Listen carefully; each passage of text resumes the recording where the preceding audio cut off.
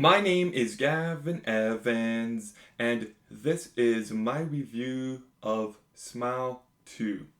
And I found the original movie to be one of the most overrated movies of 2022. Like, I hated it. I thought it was unoriginal. I thought it was ineffective. I thought it was overlong. And it's not as deep as it thinks it is. We get it. It's about trauma. So my expectations for this sequel were real low, but this movie is better in every single way, and it is one of the biggest surprises of 2024.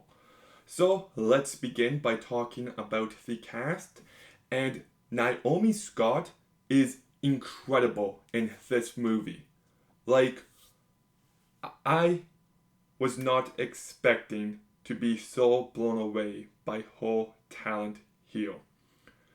She has so much to do, and she just does it perfectly.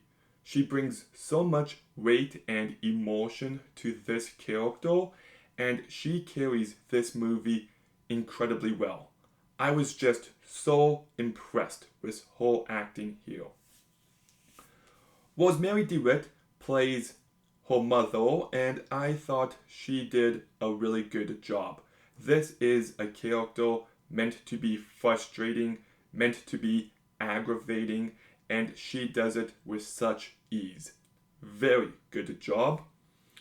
Miles Gutierrez-Riley is so obnoxious and stupid, but in a really good way. It works for this character.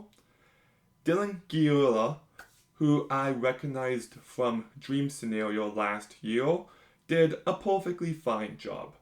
Not bad, just nothing memorable. Ray Nicholson, Jack Nicholson's son, is in this movie for a bit, and I thought he did a pretty good job. I would like to see him in more movies if possible. Lucas Gage has one scene and he really makes the most out of it. He really impressed me here, and Kyle Garner does a great job for the short screen time he has. So the cast is a real strength of this movie, but the script is also better as well. The first movie is about trauma. It beats you over the head with it. Great. This movie is about trauma and fame and addiction, but most importantly, it's about Sky Riley.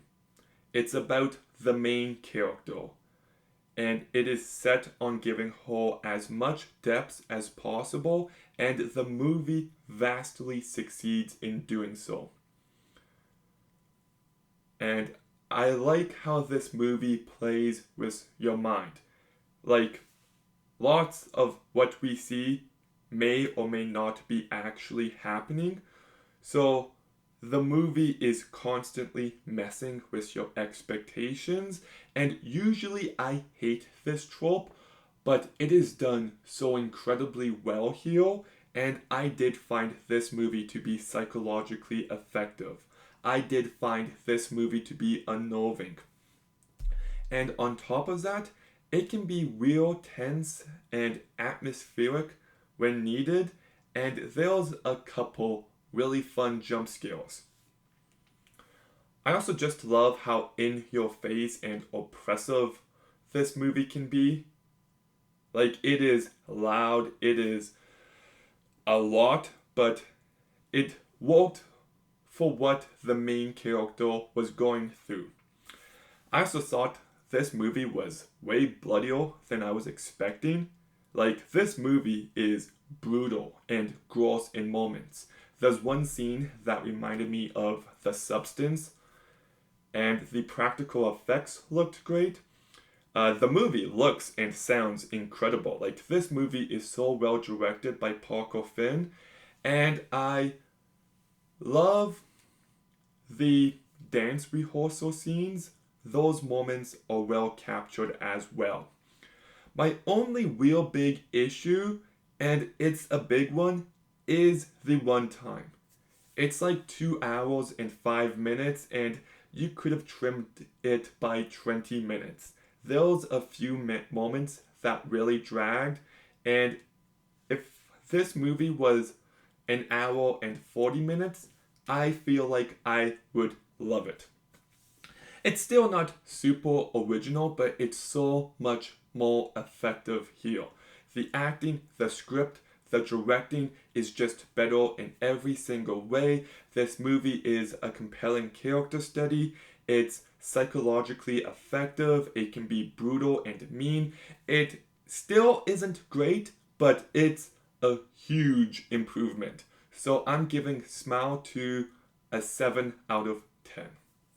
Okay, have you seen Smile 2? What did you think? Let me know in the comments down below. Make sure you like, comment, subscribe.